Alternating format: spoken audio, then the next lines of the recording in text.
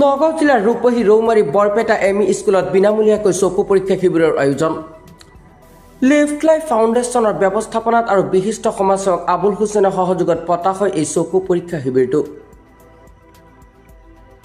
এই মেগা চকু পৰীক্ষা শিবিৰে উপকৃত কৰিছে সমষ্টিটোৰ দুখীয়া ৰাইজক। এই চকু পৰীক্ষাত গুৱাহাটীৰ শংকৰদেৱ নেত্ৰালয়ৰ 7জনকৈ অভিজ্ঞ চিকিৎসকে চিকিৎসা সেৱা আগবঢ়ায়।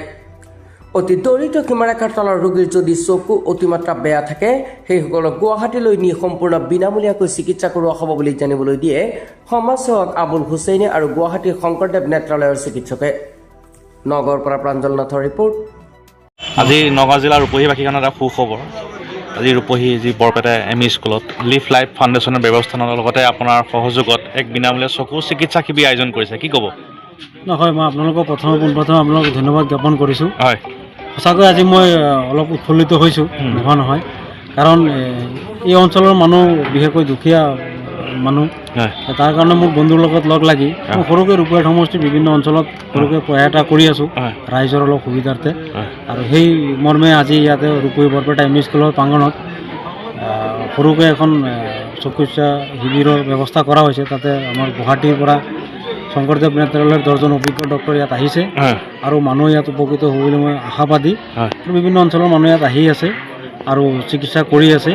আৰু মানুহৰ যি সমস্যা আছে চকুৰ, এই সমস্যা মেজৰ সমস্যা হ'লে আমি ইয়াৰ পৰা এম্বুলেঞ্চ দি পেলাই গুৱাহাটীলৈকে আমি নিম আৰু তাত 40,000 পৰ্যন্ত আমি অপাৰেশ্যনৰ চিকিৎসা কৰি আকৌ গুৱাহাটীৰ পৰা ইয়াত আমি আনাৰ ব্যৱস্থা। এইটো হয়, আজি যোনটো চকু চিকিৎসা শিবিৰ আয়োজন কৰিছে তাত বিভিন্ন অভিজ্ঞ চিকিৎসক শংকৰদেৱ নেত্ৰালয়ৰ চিকিৎসক আহি পেলাই চিকিৎসা প্ৰদান কৰিছে, কি ক'ব? এইটোতো আমাৰ কাৰণে সৌভাগ্য, কাৰণ আমাৰ এই দুখীয়া অঞ্চলত এনেকুৱা ৰিমোট অঞ্চলত আহি পেলাই যে শংকৰদেৱ নেত্ৰালয়ৰ 10জন অভিজ্ঞ ডক্টৰ আহিছে, আমাৰ ৰাইজে পাইছে। তাৰ কাৰণে মই তেখেতসকলৰ লগতো ধন্যবাদ জ্ঞাপন কৰিছোঁ।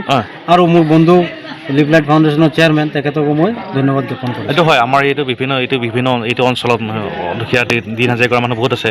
কিবা এটা চকু সমস্যা হ'লে বা গুৱাহাটী যাব লাগে বা নেপালত যাব লাগে, কিন্তু আমাৰ সহজতে চকু চিকিৎসা শিবিৰ আজি আয়োজন কৰিছে মহান উদ্দেশ্য লৈ, কি ক'ব? সেয়ে মই সৰুকৈ ৰাইজৰ কাৰণে কিবা এটা কৰিব বিচাৰিছোঁ আপোনালোকৰ দুৱা আশীৰ্বাদত আৰু ৰাইজৰ দুৱা আশীৰ্বাদত, যাতে ৰাইজে উপকৃত হয়। তেনেকুৱা কেম্প মই আৰু দিম আৰু ভৱিষ্যতলৈকে মই আগলৈ দিবৰ কাৰণে চেষ্টা কৰি আছোঁ আপোনালোকৰ আশীৰ্বাদত। ঠিক আছে, ভাল লাগিছে। আপুনি ৰাইজৰ কাৰণে যিখিনি মহান সেৱা লৈ আগবাঢ়িছে আৰু ৰূপহীয়াত সমষ্টিৰ বিভিন্ন প্ৰান্তত আপুনি শিবিৰ আয়োজন কৰিছে ৰাইজৰ সুবিধাৰ্থে, আৰু কি ক'ব? আৰু আগন্তুক পদক্ষেপ গ্ৰহণ কৰিছে? আগন্তুক দিনত আৰু কেইবাখনো জেগাত আমি কেম্পৰ ব্যৱস্থা কৰি আছোঁ। মই এপ্লিকেশ্যন দিছোঁ অলৰেডি। যদি হৈ যায় আমাৰ বিভিন্ন জেগাত আমি আৰু এপ্লিকেশ্যন কৰিছোঁ, এইখিনি আমি কৰিম বুলি আশা কৰিছোঁ। ধন্যবাদ।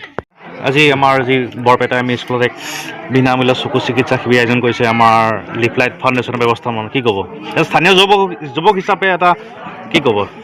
হয়, প্ৰথমতে আপোনালোকৰ সংবাদ মাধ্যমৰ জৰিয়তে মই এইটো জনাব বিচাৰিছোঁ যাতে আজি আমাৰ এনেকুৱা এটা পিছপৰা অঞ্চলত ক'ব গ'লে যি আমাৰ চকু চিকিৎসা শিবিৰ আয়োজন কৰা হৈছে, ইয়াত ক'ব গ'লে আমাৰ এই সমাজসেৱক বিশিষ্ট আবুল হুছেইন ডাঙৰীয়াৰ নেতৃত্বত আৰু এই লিফ্ট লাইফ ফাউণ্ডেশ্যনৰ সহযোগত আমি যোনটো আজি প্ৰগ্ৰাম আৰম্ভ কৰিছোঁ ইয়াত, এনেকৈ প্ৰগ্ৰাম আমি আৰু কেইবাটাও দেখিছোঁ দাদাই কৰিছে। সেইমতে আমি মানে দাদাক জনাইছিলোঁ, দাদা আমাৰ এই পিছপৰা অঞ্চলতো এনেকৈ এটা প্ৰগ্ৰাম কৰি দিয়ক, কাৰণ আমাৰ ইয়াত দুখীয়া অঞ্চলৰ মানুহবিলাক মানে চকুৰ সমস্যা ক'ব গ'লে বহুত এটা ডাঙৰ সমস্যা।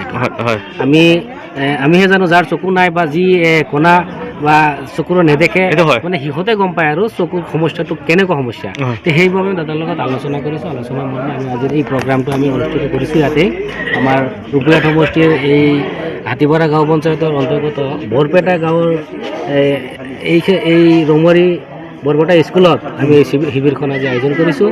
ইয়াত আমাৰ গুৱাহাটী নেত্ৰালয়ৰ পৰা এই অভিজ্ঞ ডক্টৰসকল আহিছে, যাৰ কাৰণে মানে আমি এই গাঁৱৰ বাসিন্দা হিচাপে আমি সকলোকে এই সুবিধাটো দিব পাৰিছোঁ। লগতে যাতে এই নেপালত যোৱাৰ যোনটো হয়, আমি শুনি পাওঁ সদায় যে এটা বহুত মানে টকাৰ প্ৰয়োজন, আৰু টকাৰ বিষয়ে ক'ব গ'লেতো আৰু আমি দুখীয়া মানুহেতো 20-30-40 টকাটো আমি যোগান ধৰিবলৈ আমাৰ তেনেকুৱা নাই।